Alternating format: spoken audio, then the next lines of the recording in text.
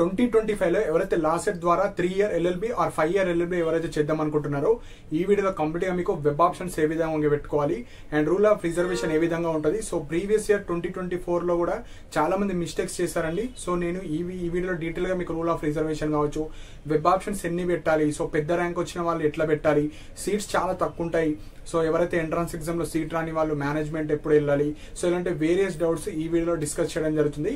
So ఈ video వచ్చేసి మనకు 20th August రోజు చేస్తున్నాను. సో యాజ్ పర్ రూల్స్ ప్రకారంగా చాలా మందికి ఇంకా మనకు సర్టిఫికేట్ వెరిఫికేషన్ అవ్వలేదు. సపోజ్ డేట్స్ ఇంక్రీజ్ చేస్తే నేను టెలిగ్రామ్ ఛానల్లో మెసేజ్ చేస్తాను, లేదంటే వెబ్సైట్ లో అప్డేట్ చేస్తారు.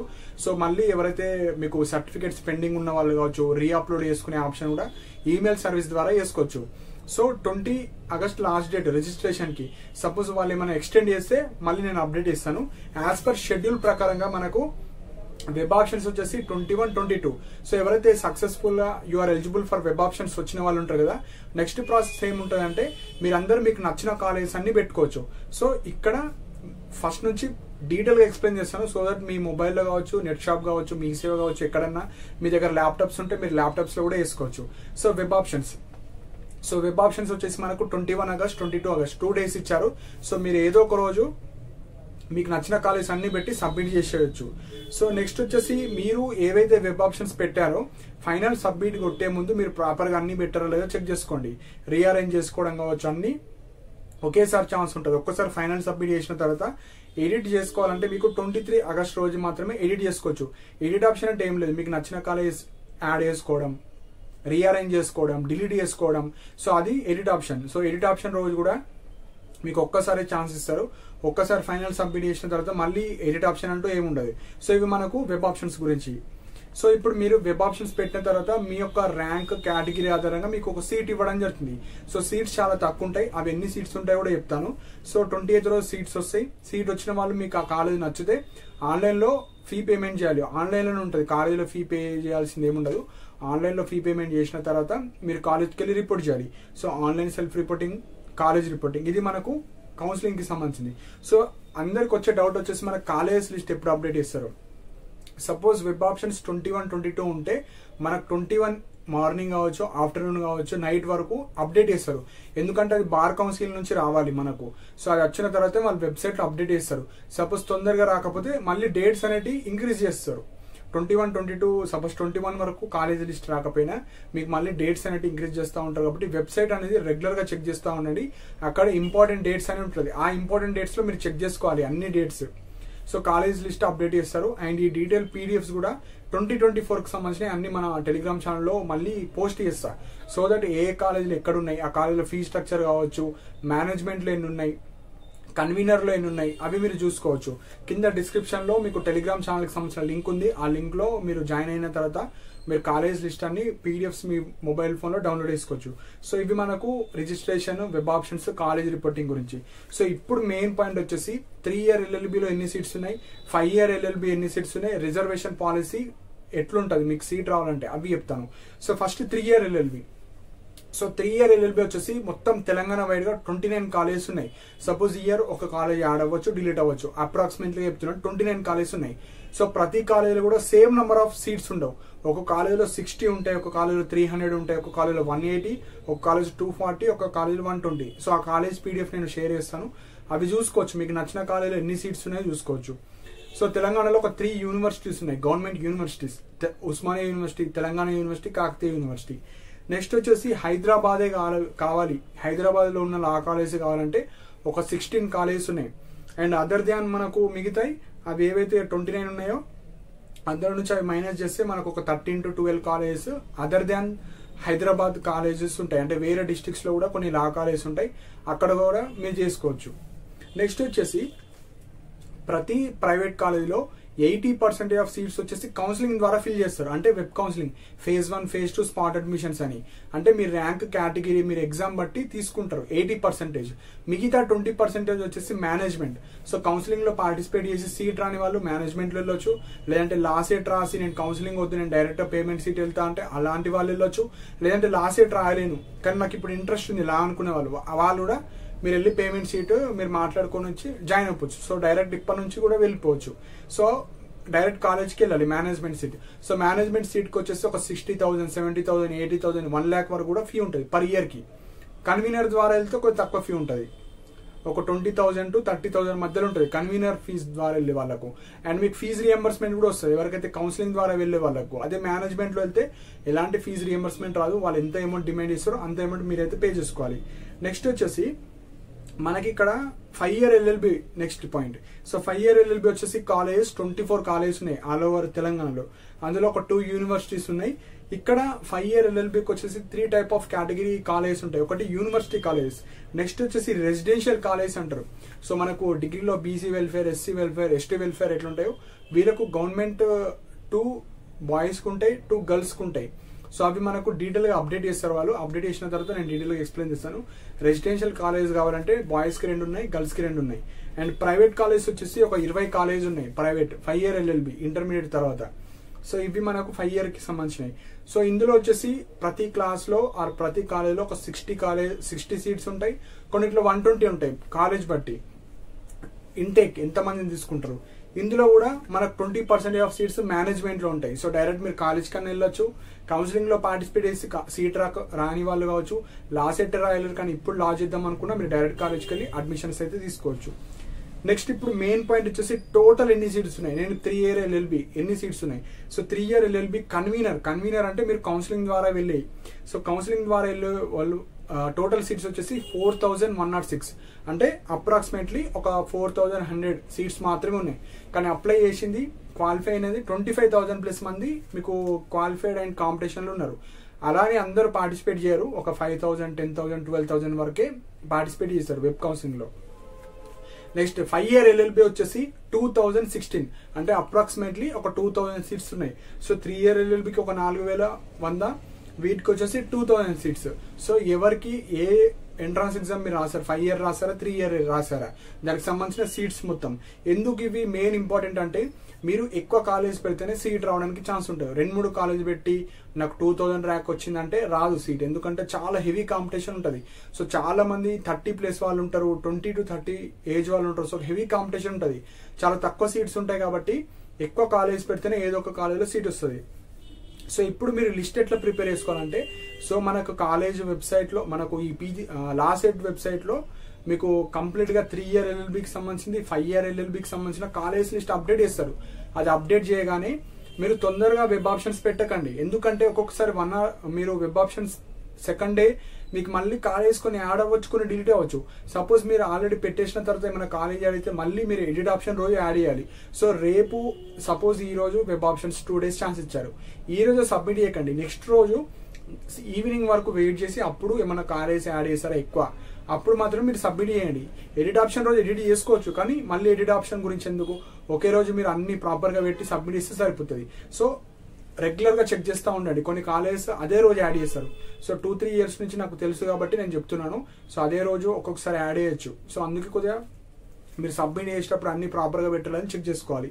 సో నెక్స్ట్ ఇప్పుడు వెబ్ ఆప్షన్స్ ఎట్లా చేయాలంటే, సో మీరు ఒక లిస్ట్ ప్రిపేర్ చేసుకోవాలి. సో నేను ఈ కాలేజ్లో వెళ్దాం అనుకుంటున్నాను, సపోజ్ తెలంగాణలో ఎన్ని కాలేజెస్ ఉన్నాయి, మనము ఈ కాలేజ్లో వెళ్తే ఓకే, లేదంటే నాకు ఓన్లీ గవర్నమెంట్ కాలేజెసే కావాలి, అంటే యూనివర్సిటీ కాలేజ్, లేదు నాకు ఓన్లీ హైదరాబాద్లో ఉన్న కాలేజ్ కావాలి, లేదు నాకు ఖమ్మంలో ఉండే కాలేజ్ కావాలి, లేదు నాకు సర్టన్ డిస్ట్రిక్ట్స్లో ఉన్నాయి కావాలి.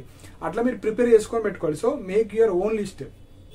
నెక్స్ట్ వచ్చేసి ఇప్పుడు మీరు అనుకున్న కాలేజీలు రాలేదు, మిగతా కొన్ని నియర్ బై కాలేజ్, సపోజ్ ఇందులో రాకపోయినా కనీసం ఈ కాలేజీలోనే నేను వెళ్తా పక్కా లా చేద్దాం అనుకున్న వాళ్ళు సెకండ్ ప్రియారిటీగా ఆ కాలేజ్ మీరు పెట్టుకోవచ్చు phase 1లో. సో నెక్స్ట్ వచ్చేసి ఇప్పుడు కొన్ని పెడతారు, మీకు నచ్చినవి ఒక 4-5 కాలేజీలు పెట్టారు. నెక్స్ట్ దాని కింద కొద్దిగా నియర్ బై కాలేజ్ పెడతారు. లాస్ట్ వచ్చేసి మీకు నచ్చినా నచ్చకపోయినా మిగతా కాలేజెస్ అన్ని పెట్టేసేయండి. ఎందుకంటే phase 1, సో phase 1లో అసలు మీ ర్యాంక్కి ఏ కాలేజ్ వస్తుంది, అసలు మీకు మీ ర్యాంక్కి కాలేజ్ వస్తుందా, సో మీరు అసలు మీ ర్యాంక్కి ప్రిడిక్షన్ కోసం అన్ని కాలేజెస్ పెడితే అసలు మీకు వస్తుందా రాదని తెలిసిపోతుంది. 4-5 కాలేజీలు పెట్టి నాకు phase 1లో రాలేదంటే అసలు మీ ర్యాంక్కి వస్తుందా రాదని కంప్లీట్ అనాలిసిస్ రావాలంటే అందరూ అన్ని కాలేజెస్ పెడితేనే మీకు ఒక అనాలిసిస్ వస్తుంది. సపోజ్ కౌన్సిలింగ్లో రాకపోతే కనీసం మేనేజ్మెంట్ ద్వారా వెళ్ళొచ్చు, లేదు అంటే కౌన్సిలింగ్లో రాకపోతే ఏ కాలేజ్ పెడితే మనకు వస్తుంది ఆ ఐడియా కూడా వస్తుంది. సో మనం కట్ ఆఫ్ ర్యాంక్స్ చూసుకోవచ్చు, మన ర్యాంకు మన కేటగిరీలో మనకు ఎందుకు రాలేదు, ఈ కాలేజ్లో నాకన్నా పెద్ద ర్యాంక్ ఉంది, అతనికి వచ్చింది నాకెందుకు రాలేదు అని ఒక అనాలిసిస్ వస్తుంది. సో అన్ని కాలేజ్ పెట్టాలి. సో ఎక్కువ పెట్టడానికి అయితే ట్రై అండి. సో ఇప్పుడు మెయిన్ పాయింట్ వచ్చేసి రిజర్వేషన్. ఇది చాలా చాలా ఇంపార్టెంట్ పాయింట్ అండి. సో ఒక కాలేజ్ ఎగ్జాంపుల్ ఏదో ఒక కాలేజ్ పెట్టారు. ఎగ్జాంపుల్ మీరు ఉస్మానియా కావచ్చు, ఆదర్శలా కాలేజ్ కావచ్చు, ఏ కాలేజ్ అన్నా తీసుకోండి. ఆ కాలేజీలో category wise fixed amount of seats ఉంటాయి. సో ఎగ్జాంపుల్ ఎస్సీ రిజర్వేషన్ వచ్చేసి 15%. సో 15 ఎగ్జాంపుల్ 100 అంటే 15 మెంబర్స్ పక్కా ఎస్సీ వాళ్ళని తీసుకుంటారు. Next ST 10%, 10 students ST.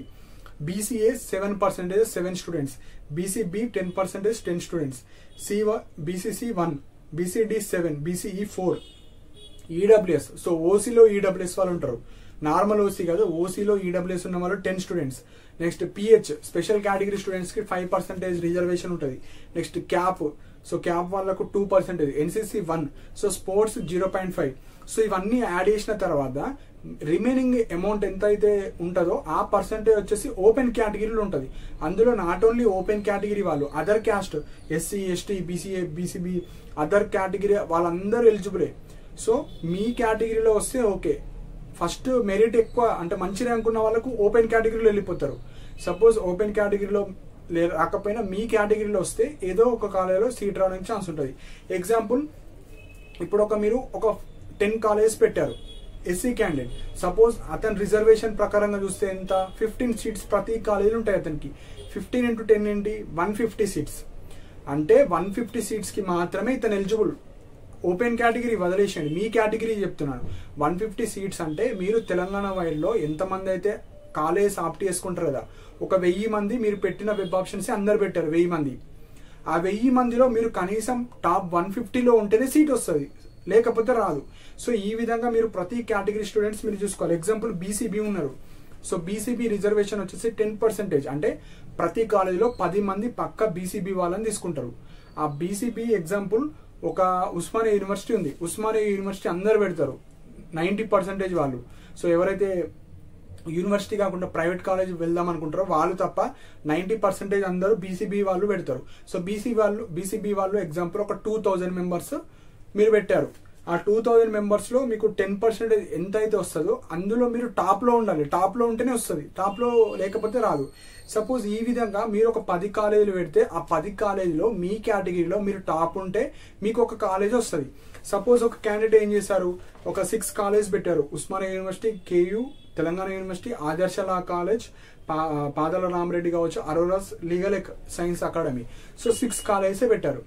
Suppose 6 colleges లో అతను వచ్చేసి example BC, suppose ST candidate అనుకుందాం. ఎస్టీ క్యాండిడేట్ 10% రిజర్వేషన్ ఉంటుంది. 6 కాలేజ్ కాబట్టి సపోజ్ ఎగ్జామ్ ప్రతి కాలేజీలో ఒక 100 సీట్స్ తీసుకున్నా మనకి ఇక్కడ 10% అంటే ఒక 60 సీట్స్ అతనికి ఉంటాయి. ఆ 60లో అతను టాప్ లో ఉండాలి. అతని కేటగిరీలోనే, అతని కేటగిరీలో టాప్ ఉంటే ఇస్తారు.